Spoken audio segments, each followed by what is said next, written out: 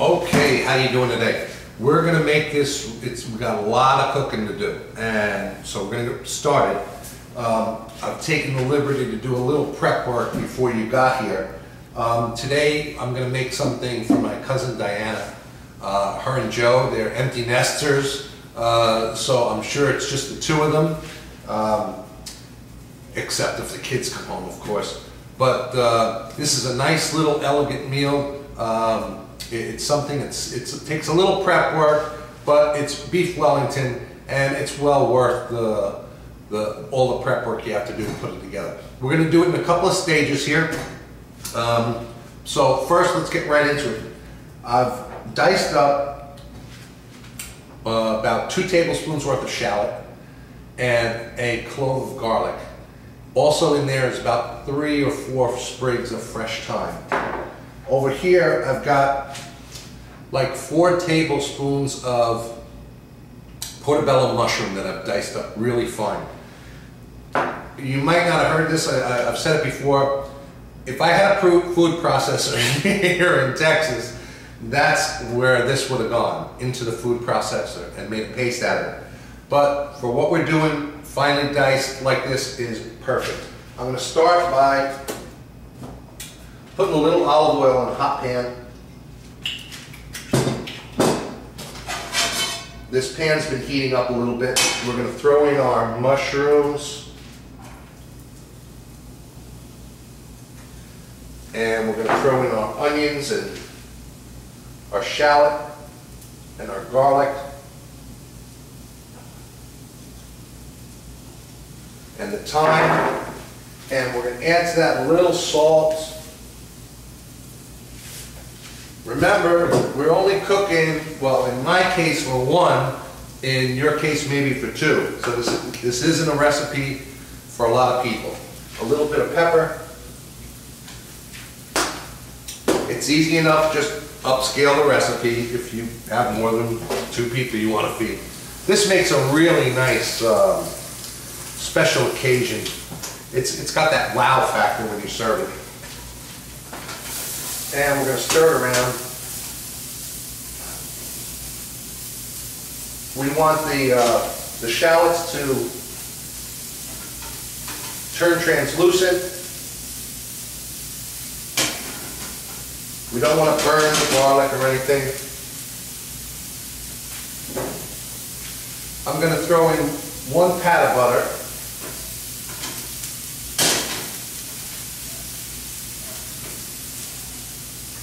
Stir that around. This is really quick. It happens really quick. See how they're already starting to turn translucent?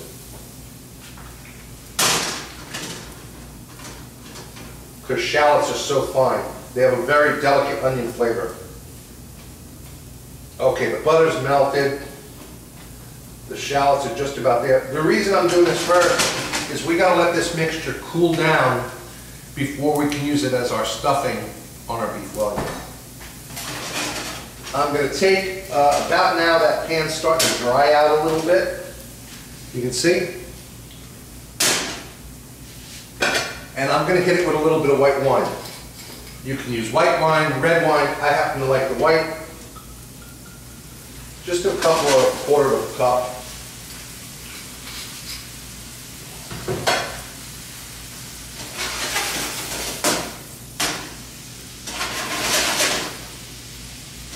Oh, the smells that are coming off of there now.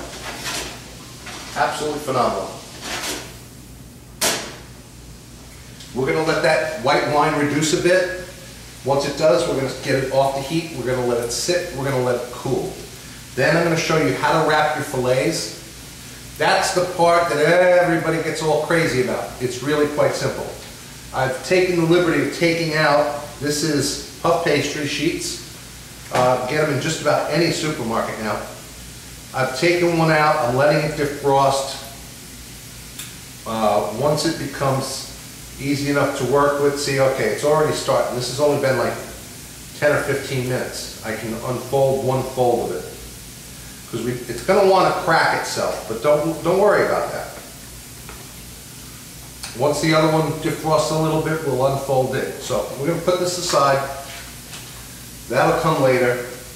I'm going to get back to our mushrooms. I'm going to, as you can see, I'm dicing up some zucchini. I'm going to make zucchini matchsticks with garlic and olive oil. And along with this, we're going to make some nice mashed potatoes. So it's going to be a beautiful meal. Stay with us. We'll be right back. Okay, what beef Wellington is filet mignon. And in this case, I've got two beautiful fillets, about 1.5 inches thick. If you wanted to do a whole beef Wellington, like for a crowd, for 4 or 5 people, 6 people, whatever, you would use a whole beef tenderloin, and you would use that for your dish. We're going to get back into this. I'm going to take those beautiful fillets that you just saw, and I've got a really high heat pan going on here. In the pan, I had to put a little bit of oil.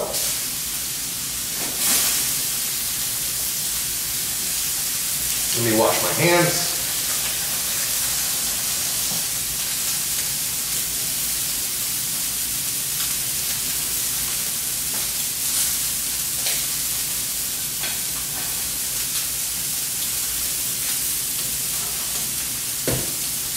We're going to just sear them for like a minute and a half on each side. We're going to try to roll them around a little bit, get the edges, and then we're going to put them aside to rest for a few minutes. Because then there's another step. That's the thing about beef Wellington. There's quite a few steps, but when you put all the steps together, wow, what a nice meal it makes. So we're not really cooking these, we're just searing the outside.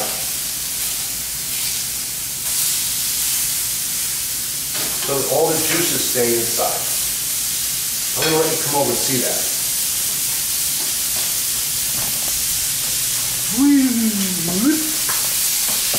That's what you want them to look like.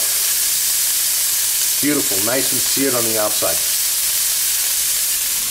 Not cooked. We're not cooking them. We're just searing them on the outside.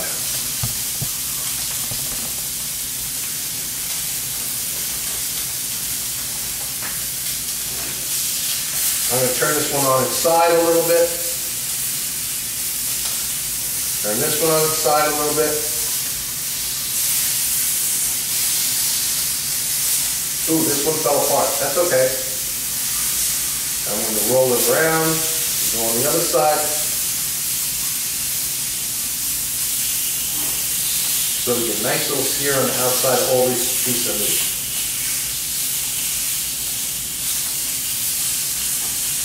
Just like that, stand it up on the side. I hope you can see this. Okay. That's it. Then we're going to put them on the plate here. I can put this one back together, no worries. Don't, as Emerald would say, call a filet mignon, please. We're going to let those rest and cool down for about 5 or 10 minutes.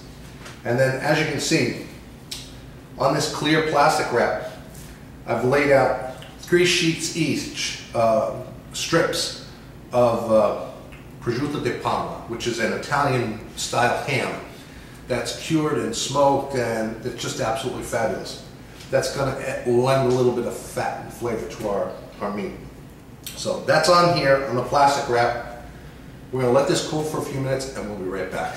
Okay, I got the camera set down real low because it's not important you see my face as it is. You hear my voice and see what I'm doing. Here's the ham. It's all laid out. Just the prosciutto. The prosciutto. It's all laid out. I'm going to put the fillet in the middle of the 3 that are laid out here. I'm going to take some Dijon mustard. I happen to like Dijon. And I'm going to spread that all around our nice fillet. I'm going to try to get all the sides. I'm going to flip it over. And we're going to do the back side with the Dijon mustard.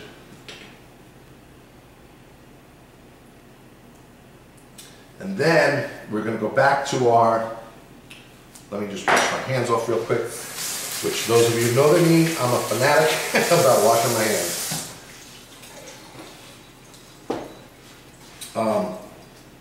We've got our mixture of our duck lettuce, our garlic, our shallots, our white wine, thyme, salt, pepper, and we're going to put that on top. I have two, so I'm splitting this in half. Some people also put pate on here, frog gras, whatever you want to put, but this is one of the mains. Then we're going to take this whole contraption here and we're going to roll it up so that the ham stays on the prosciutto, on the fillet. And now that the ham's completely covering the fillet, we're going to roll this up nice and tight.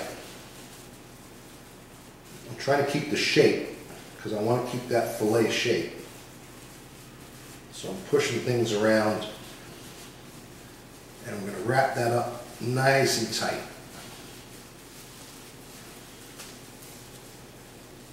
So it keeps its nice little round bundle.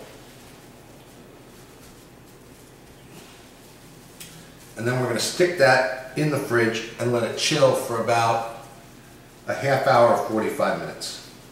So after this is chilled, okay, again, it's much more important that you hear what I say and look at what I'm doing than see my beautiful face. So what we've got here is a sheet of the puff pastry laid out. We have our individual fillet that's been chilling for about a half hour in the fridge, which has come together nicely. You can wrap this in many, many different ways. You can put it in the center and bring all the edges up like a purse. That looks kind of nice. I'm going to try to wrap it a different way where it rolls over. I tuck in the edges because I want a nice seamless top. I'm putting the side that I want to be the top side down first. I have a little bit of beaten egg with 1 tablespoon of water here. That's our egg wash. That will act as a glue to hold all of this puff pastry together. Once we start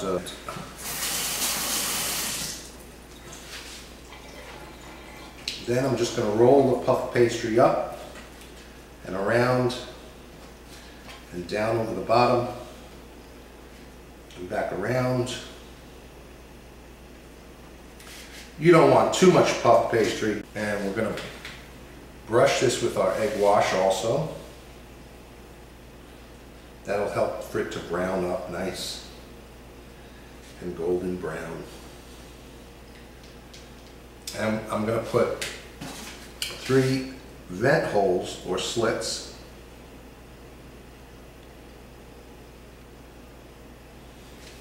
I'm going to do the other one, get it prepared. I'm going to put this in a pan.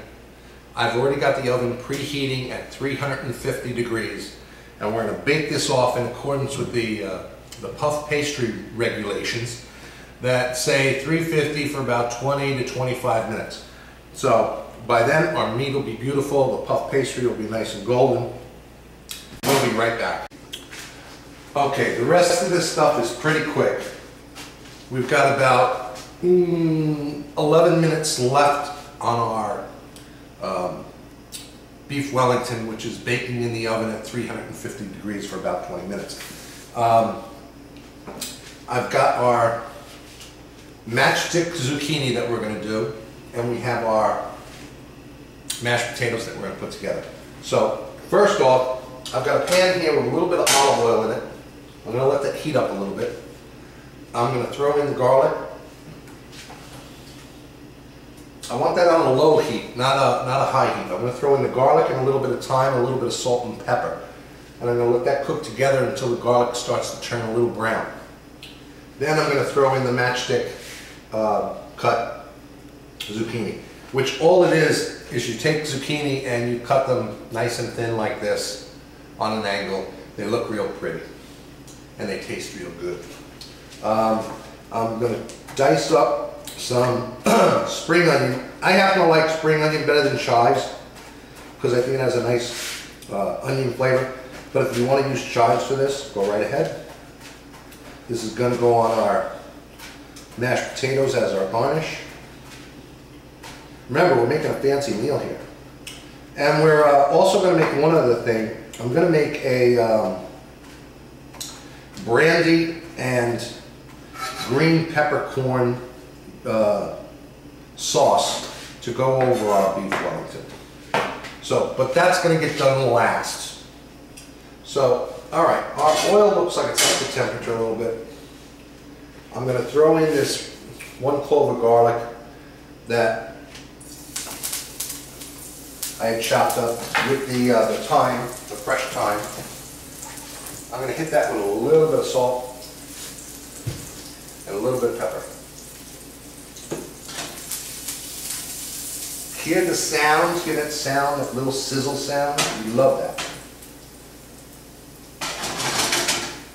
We don't want to burn the garlic. Burnt garlic, throw it away. Don't even bother, throw it away. Don't burn your garlic. Nice and slow.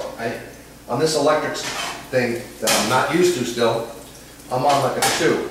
You're going to constantly see me taking on and off the heat because I don't know how to regulate the heat as well on these electric stoves as I do on gas. But that being said, our garlic is starting to brown. Got a couple pieces that haven't browned yet. We're going to throw in our matchsticks.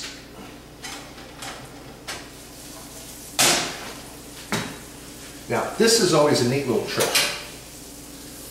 Take a couple of tablespoons of water, throw them in there. We've got oil in there. The oil is going to lubricate the bottom of the pan. That water that I just put in there is creating steam. That steam is going to cook the vegetables through.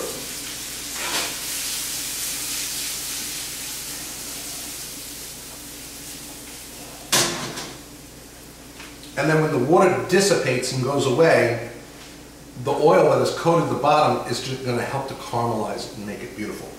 So we're going to let that cook. I'm going to get on to the mashed potatoes.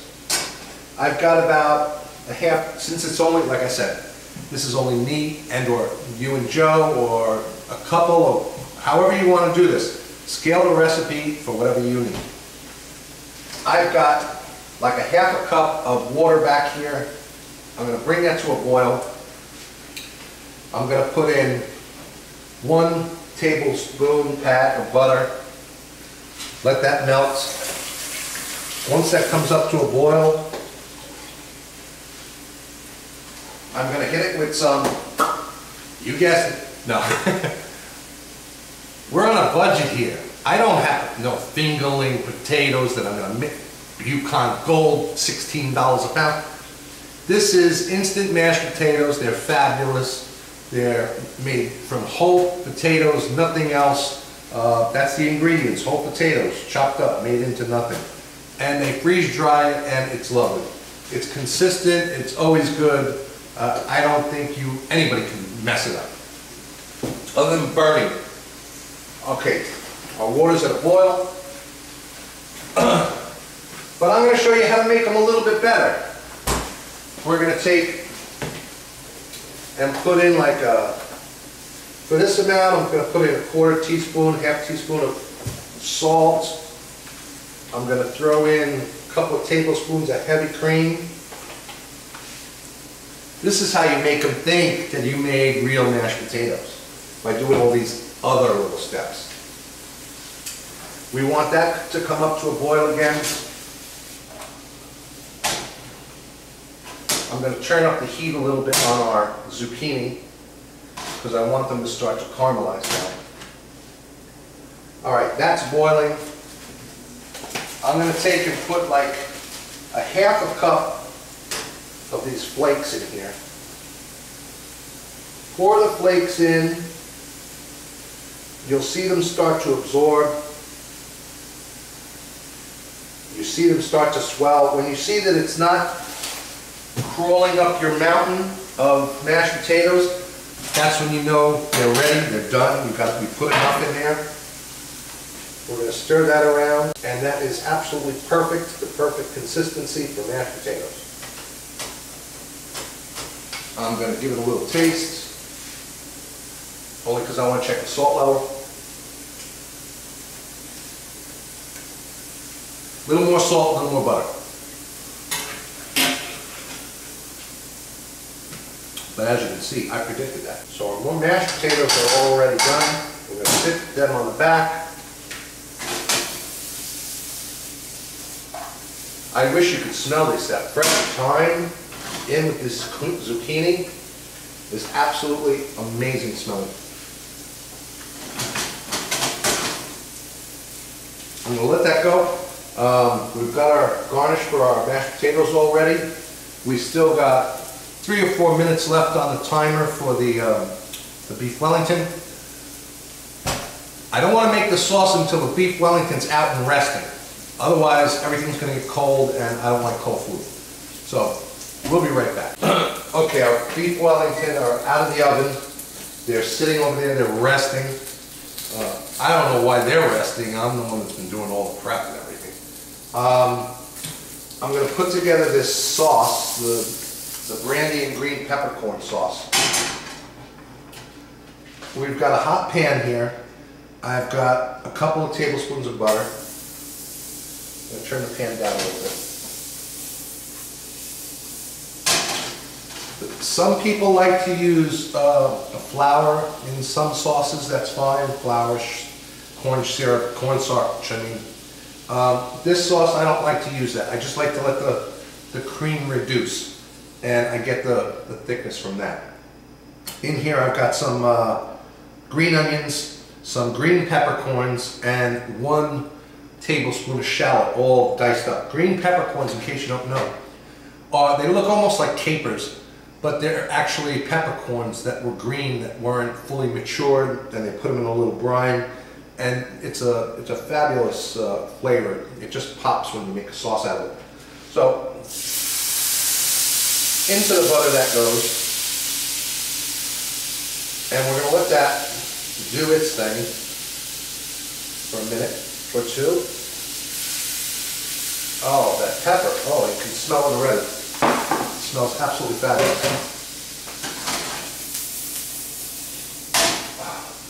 I'm going to hit that with a little salt.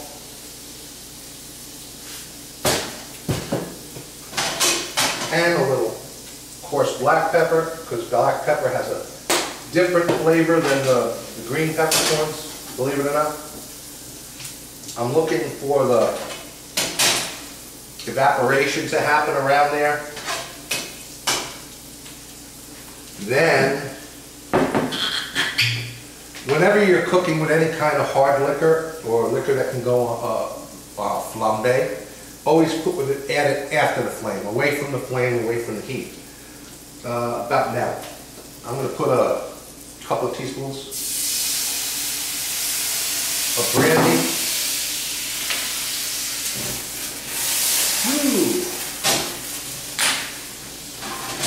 Gonna let that cook. When the flames go away, you know the alcohol's gone.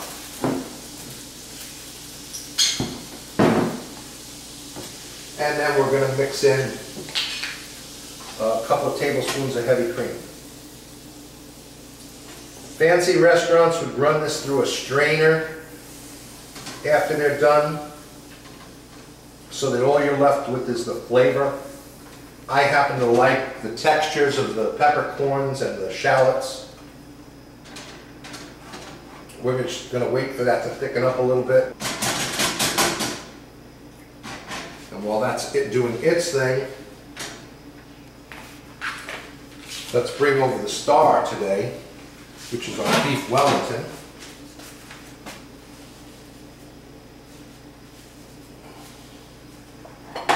Now, these are pretty much right out of the oven.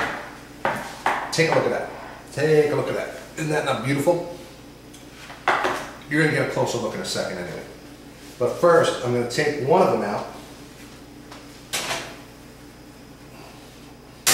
Okay, I'm moving our sauce off of the heat because it seems to have reduced perfectly.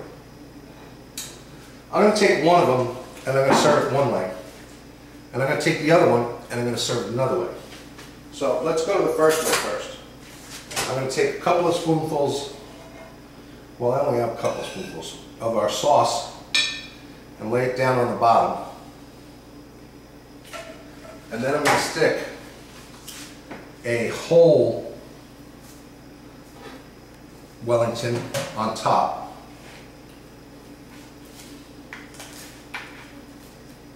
Just like this. So we have our sauce, our matchstick zucchini, our mashed potatoes, and our Wellington, all on a plate like that. That's one way. The other way is we take our Wellington out. Now, remember, these are individual Wellingtons, so they're meant to be served like that, individual. If it was a big Wellington, I generally like to cut it up and serve it presented that way in like 1.5 inch thick slices. So I would slice this thusly. Proper tools, I wish we had the proper tools. But then again, I make do with what I've got. There's our Wellington. Let me make another slice here.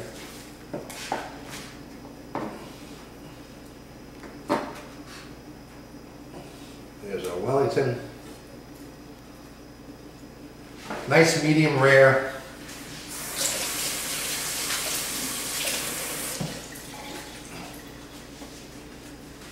Let me just fix them a little bit.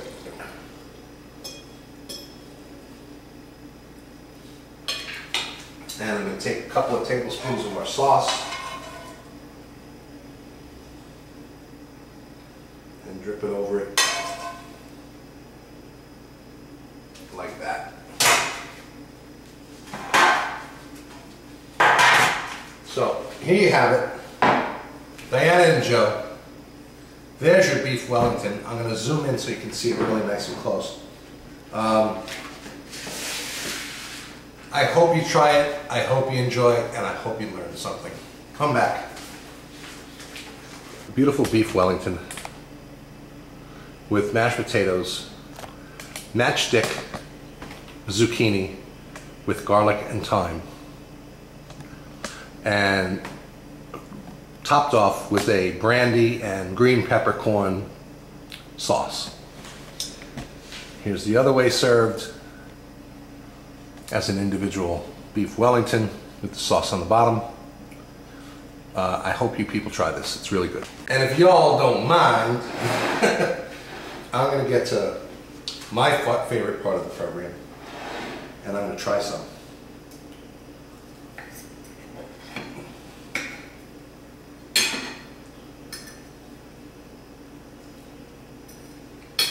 What can I say?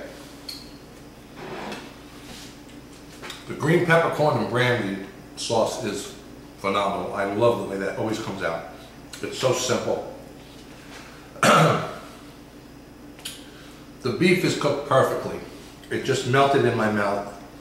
That's that prosciutto di Parma that's wrapped inside the puff pastry.